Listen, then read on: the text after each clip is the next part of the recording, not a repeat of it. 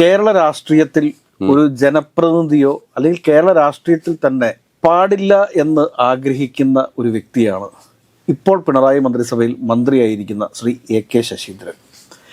ധാർമ്മികമായിട്ടും അല്ലാതെയും ഒരു തരത്തിലും ഒരു മന്ത്രി എന്നുള്ള രീതിയിലോ ഒരു പൊതുപ്രവർത്തകർ എന്ന രീതിയിലോ അംഗീകരിക്കാൻ സാധിക്കാത്തൊരു വ്യക്തിയാണ് എ.കെ. ശശീന്ദ്രൻ.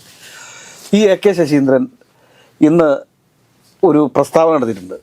ആ പ്രസ്താവന മുന്നണി മര്യാദകൾ പാലിക്കണമെന്ന് കേരള കോൺഗ്രസ് എമ്മിനോടുള്ള ഒരു ഉപദേശമാണ്. പരസ്പരം അങ്ങോട്ടും ഇങ്ങോട്ടും തമ്മിലടിക്കുന്ന ഒരു പാർട്ടിയുടെ, അല്ലെങ്കിൽ സ്വന്തമായിട്ട് അവർക്ക് പാർട്ടി ഉണ്ടോയെന്ന് പോലും എനിക്ക് അറിഞ്ഞുകൂടാ, ശരത് പവാറിൻ്റെ പാർട്ടി രജിസ്റ്റേർഡ് ആണെന്ന് പോലും എനിക്ക് അറിഞ്ഞുകൂടാ. അപ്പം അങ്ങനെയുള്ള ഒരു പാർട്ടിയുടെ മന്ത്രി ഇവിടെ ഇരുന്നിട്ട് പറയുകയാണ് ശരിക്കുള്ള NCP എന്ന് പറയുന്നത്, അതായത് ഇദ്ദേഹമൊക്കെ മത്സരിച്ച് ജയിച്ചിട്ടുള്ള NCP എന്ന് പറയുന്നത് ഇപ്പോൾ അജിത് പവാറിൻ്റെ കീഴിലാണ്.